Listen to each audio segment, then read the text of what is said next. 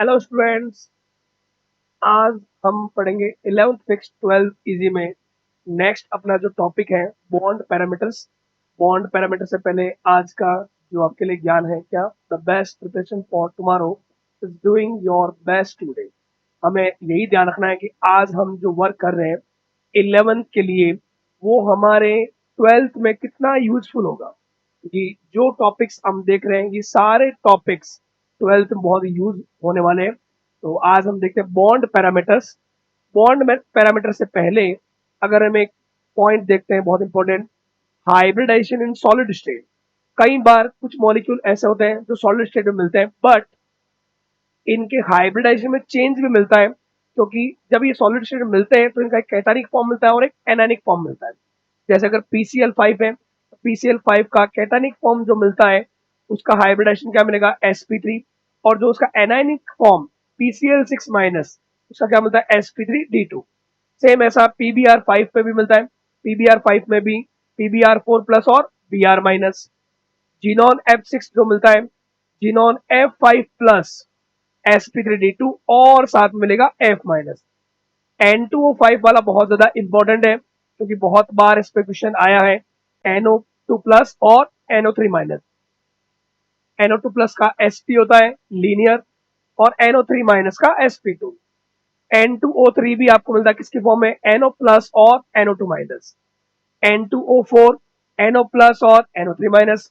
I2Cl6 आपको मिलेगा ICl2 plus and ICl4 minus. ICl2 plus जो है वो तो क्या मिलेगा आपको, sp3, और ICl4 माइनस मिलेगा sp3d2। इसके अलावा I2 सॉलिड, ये भी बहुत ज्यादा इंपॉर्टेंट है। I2 सॉलिड आपको मिलेगा I3 plus and I3 minus. Okay, I3 minus ऐसा मॉलिक्यूल भी है जिसका मैंने आपको बताया था डाइपोल मोमेंट मिलता है आपको 0, sp3d में 2 सिग्मा 3 लोन पे है। बहुत ये कंडीशन बहुत ज्यादा इंपॉर्टेंट मानी जाती है। Cl2O6 जो है ये भी एक कैटानिक फॉर्म में मिलता है, ClO2 प्लस और ClO4 माइनस। तो ये आपको इसलिए बताया है क्योंकि कई बार हाइब्रिडाइजेशन डायरेक्ट ना पूछ करके कुछ कंपाउंड का सॉलिड स्टेट में हाइब्रिडाइजेशन चेंज मिलता है, इसलिए बहुत ज्यादा इंपॉर्टेंट है। नेक्स्ट अपन बढ़ते हैं बॉन्ड पैरामीटर्स में। सबसे पहले बॉन्ड एंगल। बॉन्ड एंगल क्या होगा, बॉन्ड एंगल होगा कोई भी मॉलिक्यूल में बॉन्ड्स जो होंगे, बॉन्ड्स के बीच में जो एंगल मिले। जैसे अगर मैं एक सिंपल एग्जांपल बोलता हूं, BF3। BF3 में आपको बॉन्ड दिख रहा होगा, 3 फ्लोरीन के साथ बॉन्ड है, तो बॉन्ड के बीच का एंगल, ये एंगल ऑलमोस्ट कितना हो गया, 120। बॉन्ड के बीच के एंगल को अपन क्या बोलेंगे, बॉन्ड एंगल।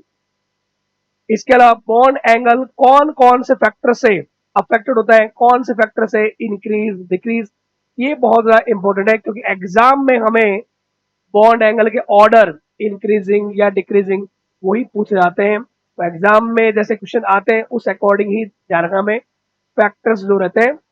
बॉन्ड एंगल का सबसे पहला फैक्टर कौन सा, परसेंटेज एस कैरेक्टर। कैसे, जैसे मान लो अगर एक तो मैंने आपके सामने ही लिया है, जैसे BeCl2। तो BeCl2 में हमें हाइब्रिडाइजेशन कौन सा मिलता है, sp। BCl3, BCl3 में हमें 3 सिग्मा बॉन्ड में क्या मिलेगा, sp2। और CCl4 में आपको पता होगा सिग्मा बॉन्ड जो है, सिग्मा बॉन्ड 4 सिग्मा है, तो यहाँ पे क्या होगा, sp3। sp में s परसेंटेज कितना होता है, 50%, 33%, और यहाँ पे होता है 25%। तो जैसे जैसे एस परसेंटेज बढ़ता है, एस परसेंटेज डायरेक्टली प्रोपोर्शनल का था बॉन्ड एंगल। sp में आपको पता भी है बॉन्ड एंगल कितना होता है, 180 डिग्री। sp2 में कितना होता है, 120। और sp3 में होता है 109 डिग्री। तो जहां पे एस परसेंटेज मैक्सिमम है वहां बॉन्ड एंगल भी क्या आएगा, मैक्सिमम। तो एक तो आप ये बोल सकते हो कि अगर एस परसेंटेज बढ़ेगा तो बॉन्ड एंगल बढ़ेगा। ओके, जो आपके सामने BeCl2, BCl3 और CCl4। इसके एग्जाम्पल और भी हो सकते हैं। इसका एक एग्जाम्पल ये भी मान सकते हैं हम, कौन सा, अगर एल्काइन जो होता है, एल्काइन में भी मिलता है हमें sp मिलता है। एल्कीन, एल्कीन में भी कार्बन का मिलता है sp2। और एल्केन का जो इथेन है बेटा, यहां हमें मिलेगा sp3। तो sp, sp2 and sp3। sp2 sp3 अगर हम जाएंगे, s परसेंटेज क्या होगा, डिक्रीज। बॉन्ड एंगल भी यहां पे 180 डिग्री, यहां बॉन्ड एंगल 120 डिग्री, और यहां बॉन्ड एंगल होता है 109 डिग्री। एस परसेंटेज डिक्रीज होने के साथ साथ बॉन्ड एंगल क्या होगा, डिक्रीज। ओके, तो ये फर्स्ट फैक्टर रहता है बॉन्ड एंगल के लिए। Next, lone pair. Lone pair के साथ भी बॉन्ड एंगल में चेंज मिलता है। जैसे अगर हम बात करें, CH4 जो है, अमोनिया और वाटर, इन तीनों का हाइब्रिडेशन क्या होता है, sp3। बट आपको पता है लोन पेयर इंक्रीज होगा लोन पेयर बॉन्ड पेयर में, या लोन पेयर का लोन पेयर के साथ क्या होगा, रिपल्शन, जिसके लिए हमने एक थ्योरी पढ़ी थी, कौन सा, valence and electron pair repulsion theory. Lone pair increase होने के साथ क्या होगा, रिपल्शन बढ़ेगा, और रिपल्शन बढ़ेगा तो बॉन्ड एंगल में चेंज मिलेगा। तो यहां पे देखा गया है CH4 में लोन पेयर कोई भी नहीं होता, अमोनिया में 1 लोन पेयर, और वाटर वाटर में लोन पेयर के नंबर कितने होंगे, 2 लोन पेयर। तो lone pair bond pair repulsion, lone pair bond pair repulsion, जिस वजह से ये जो एंगल मिलता है, ये मिलता है 104.5 डिग्री, 104.5 डिग्री। यहाँ पे मिलता है हमें 107 डिग्री, और जहां लोन पेयर नहीं है वहां आइडियली 109 डिग्री हमें मिलेगा। Okay, 109 degree 28 minute. बात यह है, लोन पेयर अगर इंक्रीज होगा तो बॉन्ड एंगल क्या होगा, डिक्रीज। इनका एग्जांपल आप ये भी ले सकते हो, CH4 की जगह आप ये ले लो SiH4, अमोनिया की जगह ले सकते हो PH3 फॉस्फिन, और H2O की जगह ले सकते हो H2S। यहां आपको एक भी लोन पेयर नहीं मिलेगा, 1 लोन पेयर और यहाँ पे 2 लोन पेयर। तो अगर लोन पेयर इंक्रीज हो रहा है, बाकी सब कुछ हाइब्रिडाइजेशन सेम है, और मान लो लेटरल एटम भी सेम है, लेटरल एटम यहाँ पे भी कौन है, हाइड्रोजन, यहाँ पे भी हाइड्रोजन, यहाँ पे भी हाइड्रोजन, तो सिर्फ क्या चीज हो रहा है, lone pair. Lone pair increase होने के साथ साथ बॉन्ड एंगल क्या होगा। ओके, पॉइंट लिखा हुआ इसलिए हाइब्रिडाइजेशन सेम होना चाहिए और लोन पेयर डिफरेंट होना चाहिए, तभी ये पॉइंट लगाना है। हर जगह मत लगाना कि अगर लोन पेयर सर यहाँ पे इंक्रीज हो रहा है, आप कह रहे थे बॉन्ड एंगल जो है वो तो डिक्रीज होगा। पहले ये पॉइंट ध्यान रखना है, जिनमें भी आप कंपेयर कर रहे हो उनका हाइब्रिडाइजेशन सिमिलर होना चाहिए। Okay, next, in the different molecule, अगर मान लो कई बार ऐसा भी मिलता है इलेक्ट्रॉन नेगेटिविटी जो है उसका भी बॉन्ड एंगल पे फर्क पड़ता है। तो इसमें ये पॉइंट ध्यान रखना, इसमें पॉइंट ध्यान रखना क्या, बॉन्ड एंगल जो होता है वो डायरेक्टली प्रोपोर्शनल होता है electron negativity of central atom. बस उसमें ये पॉइंट ध्यान रखना, lateral atom surrounding atom same होना चाहिए, यहाँ पे भी हाइड्रोजन है, यहाँ पे भी हाइड्रोजन है, सिर्फ डिफरेंट क्या होना चाहिए, सेंट्रल एटम। हाइब्रिडाइजेशन, हाइब्रिडाइजेशन बोल दो, या bond pair lone pair similar होना चाहिए। देखो यहाँ पे बॉन्ड कितने बंद है, 2, यहाँ पे भी 2, बॉन्ड पेयर इक्वल है, लोन पेयर यहाँ पे भी 2 है, यहाँ पे भी 2 है। तो जहां bond pair lone pair equal हो, लेटरल एटम इक्वल हो, सिमिलर हो, मतलब सिर्फ अलग क्या हो, सेंट्रल एटम, तो वहां पे अगर En अगर इंक्रीज होगा तो बॉन्ड एंगल भी क्या होगा, इंक्रीज। वाटर जो है, वाटर वहां पे ऑलमोस्ट बॉन्ड एंगल कितना मिलता है, 104.5 डिग्री। H2S में मिलता है 92 डिग्री। तो आप देख सकते हो इधर से इधर जाने पर En अगर डिक्रीज हो रहा है तो En डिक्रीज होने के साथ साथ बॉन्ड एंगल भी डिक्रीज होता है। लेकिन ये पॉइंट बस ध्यान रखना, different molecule, central atom have same number of lone pair, lone pair same होना चाहिए, बॉन्ड पेयर भी सेम होना चाहिए, बस अलग क्या होना चाहिए, सेंट्रल एटम। सेंट्रल एटम बदला तो En बदला, EN बदला तो EN अगर डिक्रीज हो रहा है तो bond angle decrease, EN increase हो रहा है तो बॉन्ड एंगल इंक्रीज। ओके, अगर पॉइंट ऐसा हो जाए कि मान लो लेटरल एटम, यहां पे लेटरल एटम कौन है, क्लोरीन, यहां पे कौन है, क्लोरीन। सेंट्रल एटम तो कर दे सिमिलर, सेंट्रल एटम यहां पे भी कौन है, ऑक्सीजन, यहां पे भी कौन है, ऑक्सीजन। सेंट्रल एटम सिमिलर हो बट लेटरल एटम जो है वो डिफरेंट हो, तो लेटरल एटम जो होगा उसकी अगर EN अगर इंक्रीज होगा तो बॉन्ड एंगल डिक्रीज होगा। सेम वही पॉइंट, दोनों मॉलिक्यूल जिनका आप कंपेयर कर रहे हो उनका हाइब्रिडाइजेशन सिमिलर होना चाहिए, लोन पेयर और बॉन्ड पेयर सिमिलर होने चाहिए, बस अलग क्या होना चाहिए, लेटरल एटम। तो यहाँ पे देख सकते हो ऑक्सीजन पे लोन पेयर कितने हैं, 2, यहाँ पे भी 2 है, bond pair 2, bond pair 2, but यहाँ कौन है, क्लोरीन, और यहाँ कौन है, फ्लोरीन। तो क्लोरीन टू फ्लोरीन आने पर EN क्या होगा, इंक्रीज, और EN इंक्रीज होगा तो बॉन्ड एंगल क्या होगा, डिक्रीज।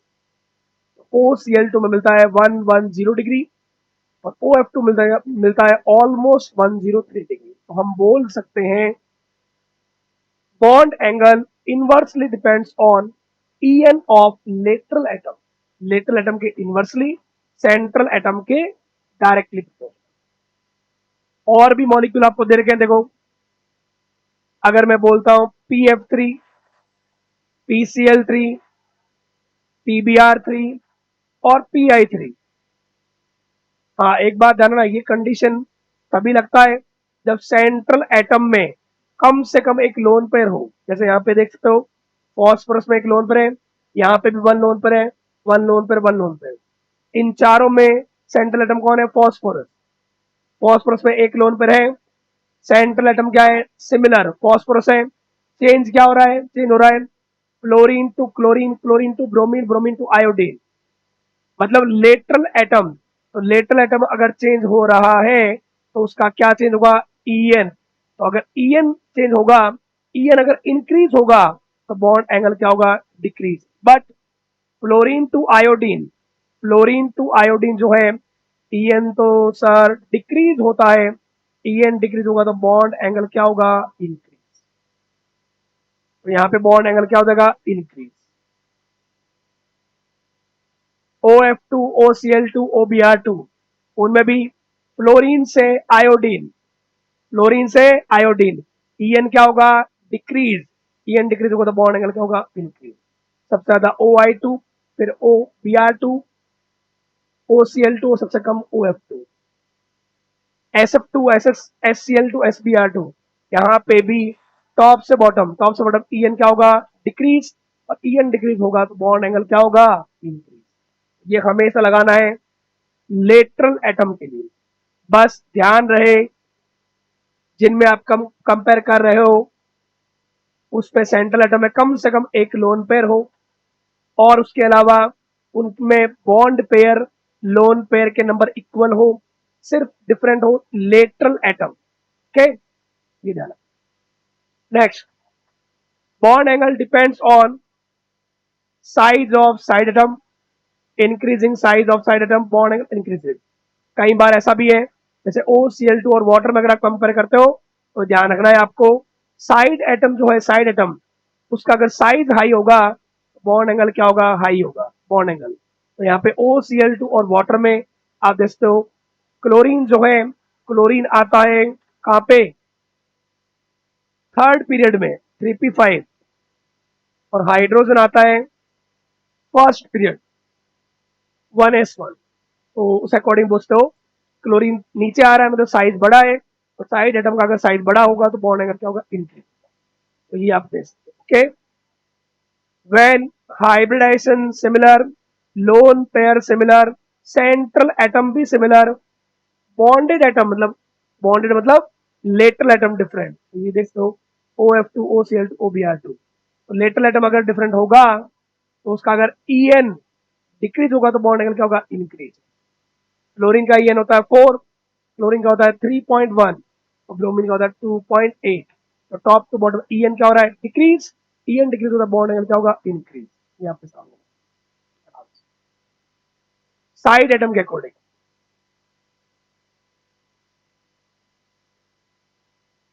नेक्स्ट, अगर ध्यान रखना आपको जो गिवन मॉलिक्यूल है, गिवन मॉलिक्यूल जैसे BF3, BCl3 और BBr3, इन तीनों में आप अगर गौर करोगे ना, गौर करना ही है, यहाँ पे सेंट्रल एटम कौन है? बोरॉन। बोरॉन में वैलेंस इलेक्ट्रॉन कितने होते हैं? 3। और बॉन्ड भी कितने बने हुए? 3 बॉन्ड। मतलब कोई भी लोन पेयर नहीं है। जब सेंट्रल एटम में लोन पेयर नहीं हो, BF3 में नहीं है, BCl3 में नहीं है, BBr3 में नहीं है, लोन पेयर अगर नहीं है तो बॉन्ड एंगल लेटरल एटम की EN पर डिपेंड नहीं करेगा। मतलब ये तीनों जो है, तीनों की ज्योमेट्री सिमेट्रिकल होगा। 3 सिग्मा बॉन्ड है तो 3 सिग्मा बॉन्ड होता है तो क्या होता है? sp2 trigonal planar. और ट्राइगोनल प्लेनर में एंगल कितना होगा? 120 डिग्री। इन तीनों का बॉन्ड एंगल होगा 120 डिग्री। तो इसलिए पॉइंट क्या याद रखना है?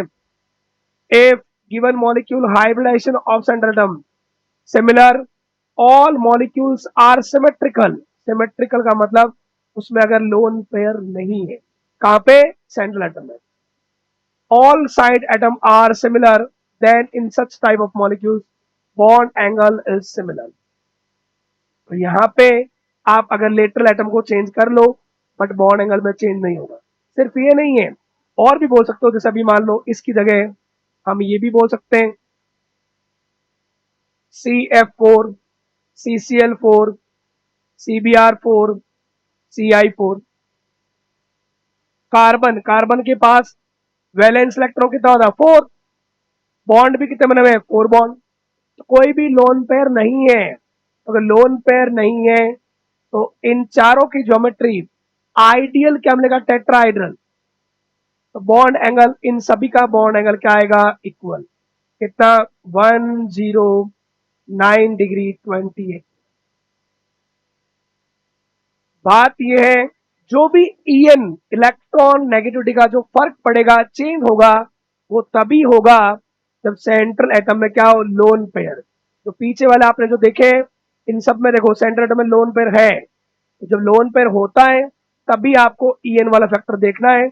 अगर लोन पेयर प्रेजेंट है तो आपको ध्यान रखना है, अगर सेंट्रल एटम चेंज हो रहा है तो सेंट्रल एटम के EN के डायरेक्टली प्रोपोर्शनल बॉन्ड एंगल, और अगर लेटरल एटम चेंज हो रहा है तो उसकी EN के इनवर्सली बॉन्ड एंगल।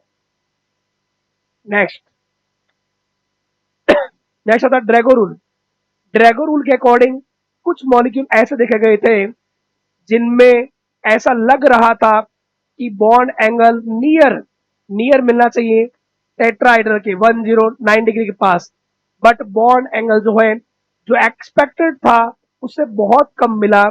ऐसा कहां कहां मिला? ऐसा मिला 15th ग्रुप में, 15th group and 16th group. 15th group में कौन कौन? फॉस्फोरस, आर्सेनिक, एंटीमनी और बिस्मथ भी। इधर सल्फर, सेलेनियम, टेलुरियम। मतलब अपन बोलते हैं 15 और 16 ग्रुप जो है उसमें थर्ड पीरियड और उससे नीचे, थर्ड पीरियड में कौन आता है? फॉस्फोरस और सल्फर। थर्ड पीरियड या उससे नीचे वाले, अगर ये एलिमेंट ऐसे किसी एलिमेंट से जुड़े हुए थे जिसका EN 2.5 से कम था, 2.5,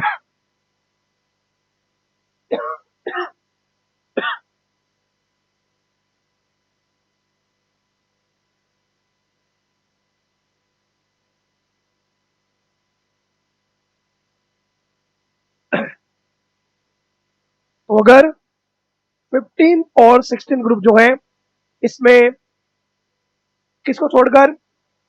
नाइट्रोजन को छोड़कर बाकी सारी एलिमेंट, 16 ग्रुप में किसको छोड़कर? ऑक्सीजन को। इनको छोड़कर सारे एलिमेंट अगर कोई ऐसे एलिमेंट से अटैच थे जिसका EN 2.5 से कम था, इलेक्ट्रॉन नेगेटिविटी 2.5 से लेस देन 2.5 कम था, तो वहां ऐसा देखा गया हाइब्रिडाइजेशन अब्सेंट था।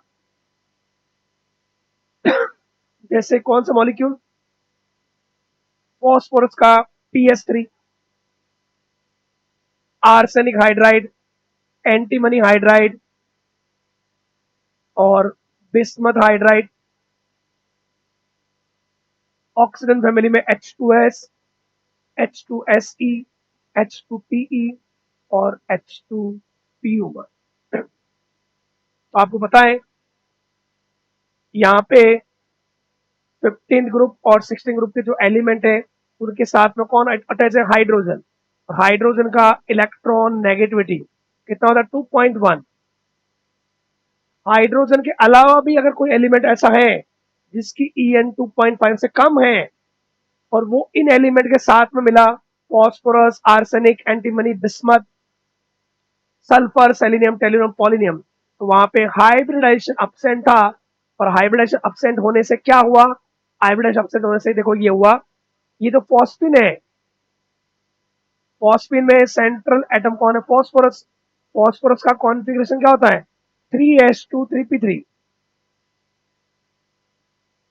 3s2 3p3। तो जनरली ऐसा होता है, एस और पी में क्या होता है? मिक्सिंग। मिक्सिंग होने से जो बनेगा उसका नाम होगा sp3। और वो sp3 ऑर्बिटल खुद को अरेंज करेंगे टेट्राहाइड्रल शेप में और फिर ओवरलैपिंग होता है। बट बट यहाँ पे ये जो प्रोसेस था, ये प्रोसेस इंटरमिक्सिंग वाला, ये अब्सेंट था। ये एस भी मिला, एस भी प्योर मिला, और पी एक्स, पी वाई और पी जेड ये भी आपको प्योर मिले। और प्योर मिलने से पी एक्स और पी वाई आपको होता है p x, p y, p z, इनके बीच में इनके बीच में ऑलमोस्ट एंगल मिला 90 डिग्री। तो हाइब्रिडाइजेशन नहीं होने की वजह से ऑर्बिटल के बीच में जो एंगल है वो नियर टू 90 डिग्री मिला। इसलिए अगर अपन बात करें ड्रैगो रूल का, according to this rule hybridisation of central atom in molecule is not required. कब रिक्वायर्ड नहीं होगा? If central atom belong to third period and onwards in periodic table. Third period जैसे कौन हो गया? फॉस्फोरस और sulphur, और उससे नीचे वाले सेंट्रल एटम है एटलीस्ट वन लोन पेयर। तो फॉस्फोरस और सल्फर में एक लोन पेयर तो होता ही है, सल्फर में तो दो होते हैं। इलेक्ट्रोनेगेटिविटी और सराउंडिंग एटम जो है, जैसे यहाँ पे कौन हो गया? हाइड्रोजन। जैसे मैंने ये बोला PS3 में सराउंडिंग एटम कौन हुआ? हाइड्रोजन। H2S में भी कौन हुआ? हाइड्रोजन। तो सराउंडिंग एटम का En 2.5 से कहना चाहिए कम। In above condition met then central atom uses its pure p orbitals for bonding। यहाँ पे ये मिक्सिंग होता ही नहीं है, तो प्योर s मिलेगा, प्योर p मिलेगा। और जब तो प्योर मिलेगा तो एक x एक्सिस और y एक्सिस के बीच में एंगल कितना होता है? 90 डिग्री। तो इसलिए यहाँ पे एंगल कौन सा बना था? 90 डिग्री। 90 डिग्री या फॉस्फिन में हम बोलते लगभग 92 डिग्री मिलता है। तो बात यह कि फॉस्फिन में भी 3 सिग्मा और 1 lone pair, 3 sigma 1 lone pair जो मिलता है वो मिलता है हमें अमोनिया में। अमोनिया का एंगल मिलता है 107 डिग्री। तो फिर इसका इतना कम क्यों? क्योंकि इसमें क्या अब्सेंट था? हाइब्रिडाइज। ओके, ये आपके सामने है।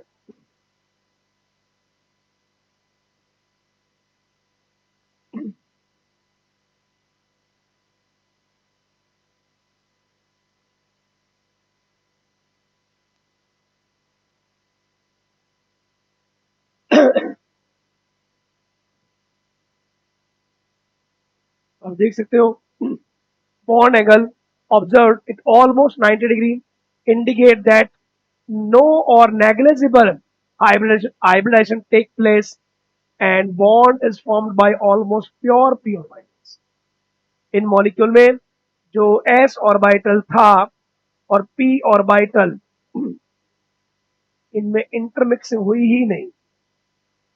तो हमें s वाले ये जो लोन पेयर है ये भी मिला प्योर, और जो p वाले हैं ये p ऑर्बिटल भी, p भी हमें प्योर मिला। प्योर मिलेगा तो p x, p y, p z, x axis y axis से कितना होता है? 90, वाई वाला भी जेड से 90 डिग्री। तो near to 90 degree cylinder. Okay, ये बात। Order of bond angle BeCl2CO2, दोनों का हाइब्रिडेशन क्या होता है? sp, sp में क्या होता है? 180 डिग्री। कुछ इंपॉर्टेंट बॉन्ड एंगल है। BCl3, AlCl3, गैलियम Cl3, तीनों में जो सेंट्रल एटम है बोरॉन, एल्यूमिनियम, गैलियम, तीनों में वैलेंस इलेक्ट्रॉन कितने हैं? 3, और तीनों के तीनों बॉन्ड बना चुके हैं। तो सेंट्रल एटम में लोन पेयर नहीं है।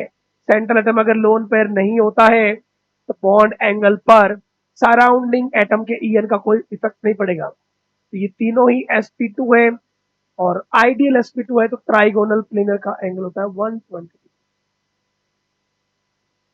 यहाँ पे भी यही पॉइंट लग रहा है, कोई सेंट्रल एटम में लोन पेयर नहीं है, तो इनका भी एंगल जो है वो होगा 109 डिग्री 28 मिनट। इनमें भी ऐसा ही कुछ है, फॉस्फेट, सल्फेट, परक्लोरेट और सिलिकेट।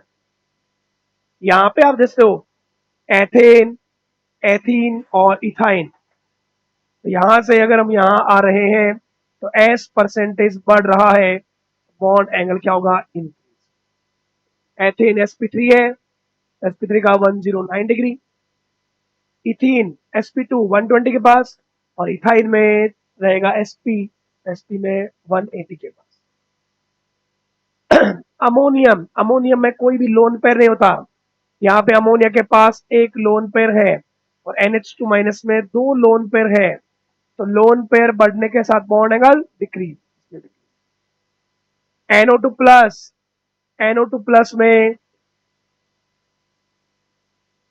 ये sp रहता है लीनियर 180। NO3 माइनस जो है, NO3 माइनस, उसमें ये रहता है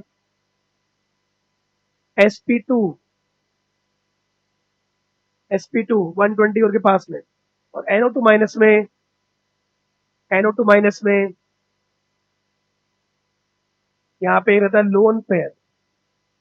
लोन पेयर की वजह से ये थोड़ा सा बॉन्ड एंगल जो है और डिक्रीज होता है रिपल्शन की वजह से। तो इधर से इधर जाने पर बॉन्ड एंगल क्या होगा? डिक्रीज। नेक्स्ट, बॉन्ड एंगल में इतने पॉइंट थे, मैं वापस बोल देता हूं। बॉन्ड के बीच के एंगल को बोलते हैं बॉन्ड एंगल। बॉन्ड एंगल को अफेक्ट करने जो वाले जो फैक्टर है, फर्स्ट फैक्टर था एस परसेंटेज, सेकंड फैक्टर था कौन सा? सेकंड फैक्टर कौन सा था? Lone pair. लोन पेयर बढ़ने के साथ bond angle decrease. Hybridisation same होना चाहिए।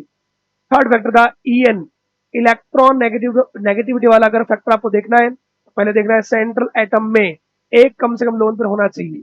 उसके बाद में अगर सेंट्रल एटम सिमिलर है, लेटरल चेंज हो रहा है, तो लेटरल की अगर ईएन बढ़ेगा तो बॉन्ड एंगल डिक्रीज होगा, बट सेंट्रल एटम के ईएन के डायरेक्टली प्रोपोर्शनल। ओके, और अगर सेंट्रल एटम में लोन पेयर नहीं है तो हो सकता है ज्योमेट्री सिमेट्रिकल हो। सिमेट्रिकल में आपको बॉन्ड एंगल जो है वो अफेक्टेड नहीं मिलेगा ईएन के कारण। ओके, फिर ये आपके सामने ड्रैगो रूल। ड्रैगो रूल के अकॉर्डिंग कई बार हाइब्रिडाइजेशन अपसेट हो जाता है, जिसके लिए पॉइंट्स मैं आपको बता दूं। बॉन्ड लेंथ, बॉन्ड लेंथ का एक सिंपल मीनिंग ये है, अगर दो दो एटम के ऑर्बिटल में क्या होगा? ओवरलैपिंग। ओवरलैपिंग होने से कौन सा बॉन्ड है? Covalent bond. कोवलेंट बॉन्ड बनता है तो इनके nucleus, inter nuclear distance, nucleus के बीच की डिस्टेंस को हम बोलते हैं bond length. The average distance between the nucleus of two atoms is known as bond length. Nucleus के बीच की डिस्टेंस को हम क्या बोलते हैं? Bond length. Okay, normally it is represent in angstrom. जैसे अगर डी ए बी है, अगर ये ए है और ये बी है तो इसकी बॉन्ड लेंथ को बोलते हैं डी ए बी, अगर ये दोनों एटम अलग अलग है तो। अगर दोनों एटम अगर सिमिलर है, होमोडाई एटॉमिक, क्या था? जैसे H2, तो H2 में न्यूक्लियस, न्यूक्लियस के बीच की डिस्टेंस क्या हो गई? बॉन्ड लेंथ, और बॉन्ड लेंथ के हाफ को हम बोलते हैं रेडियस एग्जैक्ट। बट अगर दोनों एटम डिफरेंट है, तो डिफरेंट है तो इनका ईएन, इलेक्ट्रॉन नेगेटिविटी, वो भी डिफरेंट होगा। उस कारण से थोड़ा सा बॉन्ड लेंथ में फर्क पड़ेगा। बात ये बॉन्ड लेंथ अगर अगर electronegativity difference E delta E N zero हो, मतलब जो मेरे पास मॉलिक्यूल है वो मॉलिक्यूल क्या हो गया Cl2। Cl2 में आपको पता है डेल्टा ई एन क्या होगा जीरो। तो ऐसे केस में क्लोरीन का एक क्या हो गया, तो क्लोरीन का लास्ट इलेक्ट्रॉन आता है 3p5, दूसरा क्लोरीन वाला भी 3p5, ओवरलैपिंग हुआ। ओवरलैपिंग से कौन सा बॉन्ड बनता है कोवलेंट बॉन्ड। और मैंने क्या बोला अभी, inter nuclear distance is known as bond length, और उसके हाफ को अपन क्या बोलते हैं रेडियस। मतलब ये जो डी है ये डी हो जाएगा, ये भी आर ये भी आर, तो डी हो जाएगा आर प्लस आर, मतलब अपना डी जो हो जाएगा वो हो जाएगा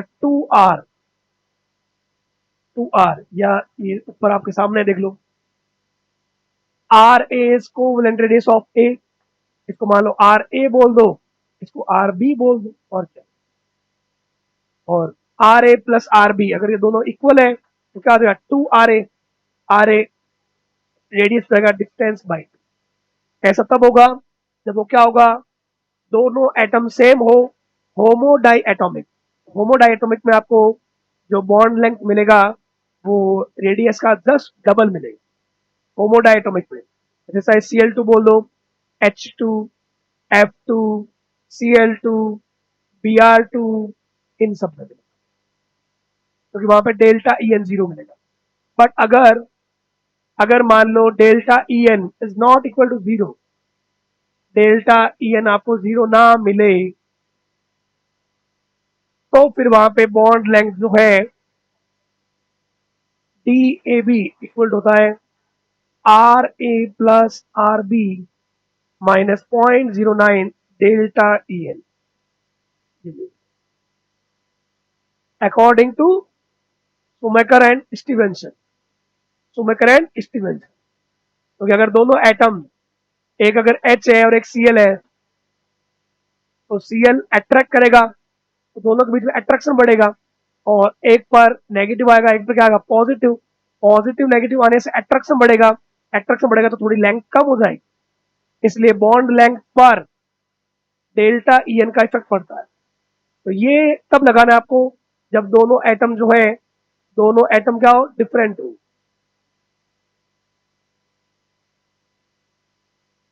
दोनों एटम क्या हो डिफरेंट हो। ऐसा बोलते हो हेट्रोडाई एटॉमिक, HCl HBr HI उस अकॉर्डिंग। और डेल्टा ई एन अगर बढ़ेगा, ई एन का डिफरेंस, तो बढ़ेगा अट्रैक्शन, अट्रैक्शन बढ़ेगा तो एटम पास में आएंगे, एटम पास में आएंगे तो न्यूक्लियस के बीच की डिस्टेंस कम होगी, न्यूक्लियस के बीच की डिस्टेंस को अपन बोलते हैं bond length. Delta E N के इनवर्स होता है बॉन्ड। ओके, नेक्स्ट, अगर मान लो नंबर ऑफ बॉन्ड को अपन बोलते हैं बॉन्ड ऑर्डर।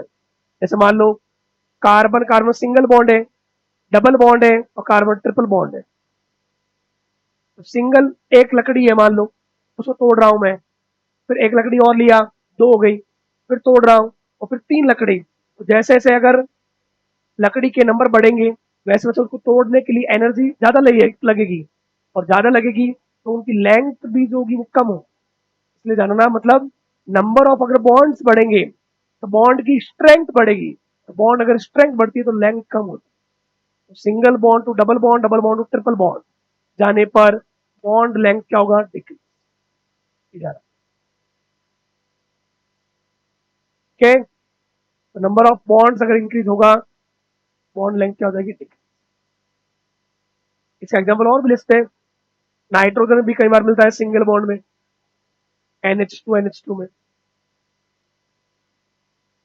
कभी कभी नाइट्रोजन डबल बॉन्ड मिलता है एजो कंपाउंड्स, और नाइट्रोजन गैस में वो ट्रिपल बॉन्ड। फिर सिंगल बॉन्ड वाले में डबल बॉन्ड, सिंगल बॉन्ड वाले में बॉन्ड लेंथ हाई होगा, ट्रिपल बॉन्ड वाले में बॉन्ड लेंथ सबसे कम। Okay, next, bond energy, bond को तोड़ने के लिए जो चाहिए एनर्जी, अभी इसको तोड़ना है तो जो एनर्जी हमें देना है उसको क्या बोलेंगे, बॉन्ड एनर्जी। क्या बोलते हैं, बॉन्ड। बॉन्ड एनर्जी दो टाइप की होती है, बॉन्ड डिसोसिएशन एनर्जी और बॉन्ड फॉर्मेशन एनर्जी। हम किसी मॉलिक्यूल को 1 मोल बना रहे हैं, उस समय जो एनर्जी रिलीज होता है वो द बॉन्ड फॉर्मेशन एनर्जी। तो किसी मॉलिक्यूल को अगर अपन तोड़ रहे हैं, उसके लिए 1 मोल, 1 मोल को ब्रेक करने के लिए जो हमें एनर्जी चाहिए उसको बोलते हैं बॉन्ड डिसोसिएशन एनर्जी। तो डाई एटॉमिक मॉलिक्यूल जैसे मान लो H2, इसको अगर ब्रेक करने के लिए जो एनर्जी चाहिए होती है, ब्रेक करने के लिए जो एनर्जी चाहिए होता है वो क्या है, बॉन्ड डिसोसिएशन एनर्जी। वो इसके क्या होगी, बॉन्ड एनर्जी के बराबर। अब बॉन्ड एनर्जी जो है उससे कौन कौन से फैक्टर उसको अफेक्ट करते हैं, तो delta E N. Delta E N सीधा सीधा सा है कि अगर ई एन का डिफरेंस, बार बार जाना, ई एन का डिफरेंस जितना ज्यादा होता है उतना दो एटम पर प्लस माइनस ज्यादा आता है। जैसे अगर मैं बात करूं, एक मैंने लिया HF और ये HCl, तो यहाँ पे फ्लोरीन का En4 है, हाइड्रोजन का 2.1 है, यहाँ पे इसका 3.1 है, इसका 2.1 है। तो फ्लोरीन का अट्रैक्शन पावर हाई है, तो इस पे नेगेटिव चार्ज हाई आएगा, यहाँ पे पॉजिटिव चार्ज हाई आएगा। यहाँ पे भी नेगेटिव आएगा, यहाँ पे पॉजिटिव आएगा, बट यहाँ नेगेटिव हाई आएगा तो उस वजह से यहाँ पे पॉजिटिव हाई आएगा। तो ये अट्रैक्शन फोर्स जो है बहुत स्ट्रॉन्ग होगा, इसको तोड़ देंगे, एनर्जी क्या चाहिए ज्यादा, डेल्टा ई एन भी चेंज होगा। दूसरा bond order, number of bond, single bond, double bond, triple bond, तो बॉन्ड के नंबर बढ़ेंगे तो बॉन्ड को तोड़ने एनर्जी ज्यादा चाहिए होगी। एटॉमिक साइज, साइज बढ़ेगा तो क्या होगा, बॉन्ड लेंथ, लेंथ बढ़ेगी, एटम दूर जाएंगे, दूर जाएंगे तो स्ट्रेंथ क्या होगी, कम होगी, स्ट्रेंथ कम होगी तो फिर साइज बढ़ने से बॉन्ड एनर्जी क्या होगी, डिक्रीज। पॉलरिटी, पॉलरिटी मतलब वही चार्ज, प्लस माइनस, चार्ज जितना बढ़ेगा अट्रैक्शन बढ़ेगा, अट्रैक्शन बढ़ेगा तो उस अकॉर्डिंग बॉन्ड एनर्जी भी चेंज आएगा। रेजोनेंस, रेजोनेंस अगर किसी कंपाउंड में डबल बॉन्ड अल्टरनेट हो, डबल बॉन्ड के साथ, double single double, double bond alternate हो लोन पेयर के साथ, double single lone pair, double bond alternate हो नेगेटिव के साथ, double single negative, double bond alternate हो पॉजिटिव के साथ, ऐसा कंडीशन हो तो वहां पे डबल बॉन्ड का कंप्लीट ट्रांसफर होता है। और डबल बॉन्ड के कंप्लीट ट्रांसफर होने से चार्ज का मैक्सिमम डिस्ट्रीब्यूशन होता है। चार्ज जितना डिस्ट्रीब्यूटेड रहेगा, लोकलाइज नहीं रहेगा एक जगह पे, आगे से आगे डीलोकलाइज रहेगा, उतना ज्यादा वो स्टेबलाइज करेगा। तो रेजोनेंस के साथ साथ स्टेबिलिटी बढ़ेगी, स्टेबिलिटी बढ़ेगी तो उस कंपाउंड की बॉन्ड एनर्जी बढ़ेगी। हाइब्रिडाइजेशन का चेंज होगा, जैसे sp2 sp3, तो s कैरेक्टर बढ़ने के साथ बॉन्ड स्ट्रेंथ बढ़ेगा, बॉन्ड स्ट्रेंथ बढ़ेगा तो बॉन्ड एनर्जी बढ़ेगी। और लोन पेयर का कई बार रिपल्शन बढ़ रहा है, तो रिपल्शन बढ़ने से बॉन्ड वीक हो सकता है, बॉन्ड वीक होगा तो बॉन्ड एनर्जी कम होगी। तो ये सारे फैक्टर अफेक्ट करते हैं। इलेक्ट्रॉन नेगेटिविटी सामने आपके HF से HI जा रहे हैं, डेल्टा EN डिक्रीज होगा तो HI पर सबसे कम प्लस माइनस जनरेट होगा, प्लस माइनस कम जनरेट होगा तो यहाँ पे अट्रैक्शन फोर्स कम होगा, अट्रैक्शन फोर्स कम होगा तो इस बॉन्ड वीक होगा, बॉन्ड वीक होगा तो इजीली टूट जाएगा, एनर्जी कम देना पड़ेगा। सबसे ज्यादा प्लस माइनस कहाँ आएगा, HF। Okay, bond energy directly proportional है delta E. Next, bond order, number of bond. Triple bond को तोड़ने के लिए एनर्जी ज्यादा चाहिएगी, डबल बॉन्ड को उससे कम, सिंगल बॉन्ड। तो बॉन्ड के नंबर बढ़ेंगे वैसे वैसे बॉन्ड स्ट्रेंथ बढ़ेगा, बॉन्ड एनर्जी भी इंक्रीज होगा। एटॉमिक साइज, साइज बढ़ने के साथ एटम एटम से थोड़ा दूर जाएगा, बॉन्ड लेंथ बढ़ेगी, बॉन्ड लेंथ बढ़ेगी तो फिर बॉन्ड बॉन्ड वीक होगा तो एनर्जी कम देना पड़ेगा। तो साइज बढ़ने के साथ बॉन्ड एनर्जी क्या होगा, डिक्रीज। ओके, नेक्स्ट, एक एक्सेप्शन है टॉप से बॉटम की तरफ। अगर हम हेलोजन में जाते हैं F2Cl2 Br2 और I2, तो यहाँ टॉप से बॉटम जाने पर नंबर ऑफ शेल बढ़ेगा, रेडियस बढ़ेगा, तो हम ये सोचते हैं कि बॉन्ड एनर्जी डिक्रीज होगी। बट यहाँ इन चारों में जो ऑर्डर मिलता है बॉन्ड एनर्जी का, वो मिलता है क्या, Cl2 Br2 F2 I। ऐसा इस कारण से होता है, फ्लोरीन जो है वो साइज में छोटा है, उसके लोन पेयर बहुत पास पास होते हैं, उसके लोन पेयर में रिपल्सन बहुत हाई होता है, उस रिपल्शन की वजह से फ्लोरीन फ्लोरीन जो बॉन्ड है वो ज्यादा वीक हो जाता है और एनर्जी कम देनी पड़ती है। ओके, इसलिए F2 जो है उसकी बॉन्ड एनर्जी, F2 की बॉन्ड एनर्जी जो है वो यहाँ पे लो मिलती है as compared to Cl2 NPr। Okay, फिर कुछ और भी ऑर्डर है नाइट्रोजन फैमिली में भी ऐसा कि टॉप से बॉटम जाने पर बॉन्ड एनर्जी क्या होना चाहिए, डिक्रीज, बट पीपी बॉन्ड का एन बॉन्ड से ज्यादा रहता है क्योंकि नाइट्रोजन टॉप पे आ रहा है तो उसके लोन पेयर पास पास में रहेगी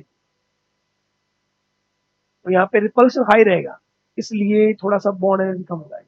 तो पीपी बॉन्ड का भी एन बॉन्ड से हाई, एसएस बॉन्ड का भी ऑक्सीजन बॉन्ड से हाई, और सीसी कार्बन कार्बन फैमिली में आप देख सकते हो आराम से कार्बन कार्बन बॉन्ड से सिलिकन सिलिकन बॉन्ड और जर्मेनियम जर्मेनियम बॉन्ड, मतलब टॉप से बॉटम जाने पर साइज बढ़ेगा तो साइज बढ़ने के साथ साथ ओवरलैपिंग कम होगा, बॉन्ड स्ट्रेंथ डिक्रीज होगा, बॉन्ड एनर्जी भी।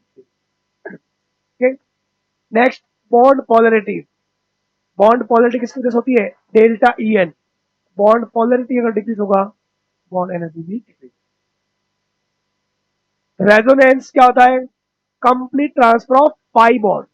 तो रेजोनेंस के कारण स्टेबिलिटी इंक्रीज होता है, बॉन्ड एनर्जी को इंक्रीज करेगा रेजोनेंस। Okay, next, hybridisation.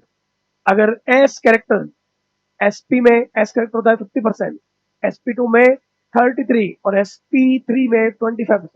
तो एस परसेंटेज जहां पे हाई होगा वहां पे बॉन्ड स्ट्रेंथ हाई होगी, तो बॉन्ड स्ट्रेंथ हाई होगी तो बॉन्ड एनर्जी भी हाई होगी। तो एस कैरेक्टर क्या होगा, डायरेक्टली प्रोपोर्शनल। जैसे एल्काइन का एल्कीन से हाई और एल्कीन का एल्केन से हाई। ओके, लोन पेयर अगर इंक्रीज होता है तो आपको पता है लोन पेयर में क्या होता है, रिपल्शन। फ्लोरीन फ्लोरीन में लोन पेयर 3 3, ऑक्सीजन में लोन पेयर होता है 2 2, नाइट्रोजन में लोन पेयर होता है 1 और कार्बन में लोन पेयर नहीं होता है। तो सबसे ज्यादा बॉन्ड एनर्जी किसकी, कार्बन कार्बन बॉन्ड की, फिर नाइट्रोजन नाइट्रोजन, फिर ऑक्सीजन ऑक्सीजन, फिर फ्लोरीन फ्लोरीन। तो अगर लेफ्ट से राइट जा रहे हैं तो लोन पेयर बढ़ रहे हैं, लोन पेयर बढ़ने के साथ साथ रिपल्शन बढ़ेगा, बॉन्ड वीक होगा, बॉन्ड स्ट्रेंथ कम होगी, बॉन्ड स्ट्रेंथ कम होगी तो बॉन्ड एनर्जी भी दिखेगी। ओके, कुछ इंपॉर्टेंट नोट्स हैं जो डिपेंड करते हैं बॉन्ड स्ट्रेंथ या बॉन्ड एनर्जी को। जितना ज्यादा ओवरलैपिंग होगा बॉन्ड उतना ज्यादा स्ट्रांग होगा, बॉन्ड स्ट्रांग होगा तो बॉन्ड एनर्जी क्या होगा, हाई। एक तरह से बॉन्ड एनर्जी ओवरलैपिंग पर भी डिपेंड करता है। Size of orbitals, top to bottom जाएंगे अगर मान लो 2p 3p 4p, कैसे, HF HCl HBr। तो H तो कौन हो गया 1s, फ्लोरीन में 2p5, क्लोरीन में 3p5, ब्रोमीन में 4p5। तो टॉप से बॉटम जाएंगे तो ओवरलैपिंग क्या होगा, कम, ओवरलैपिंग कम होगा तो बॉन्ड स्ट्रेंथ भी कम। Okay, bond strength directly proportional to extent of overlapping. Directional properties में रहता है सबसे ज्यादा 2p फिर क्या होगा sp, फिर ss।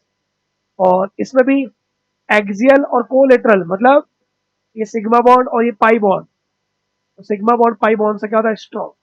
पाई बॉन्ड में भी डालना 2p 3p। तो यहाँ पे देखो n अगर बढ़ रहा है तो n बढ़ने के साथ साथ n अगर बढ़ेगा तो ऑर्बिटल दूर होगा तो ओवरलैपिंग कम होगी, ओवरलैपिंग कम होगी तो बॉन्ड स्ट्रेंथ कम होगा।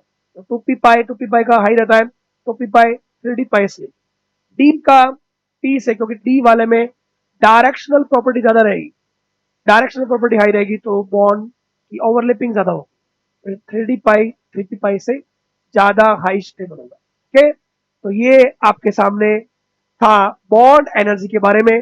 बॉन्ड पैरामीटर्स में बॉन्ड एनर्जी, बॉन्ड लेंथ और बॉन्ड एंगल के बारे में मैंने बताया, जो हमारे 11th फिक्स और 12th इजी का ये भी बहुत इंपॉर्टेंट टॉपिक है। तो इसको अच्छे से देखिए और इसको नोट कीजिए। जो पॉइंट्स आपको लगे कि ये पॉइंट हमें पूछने चाहिए तो ज्यादा से ज्यादा कमेंट कीजिए और जुड़े रहिए आर्म्स एकेडमी के साथ।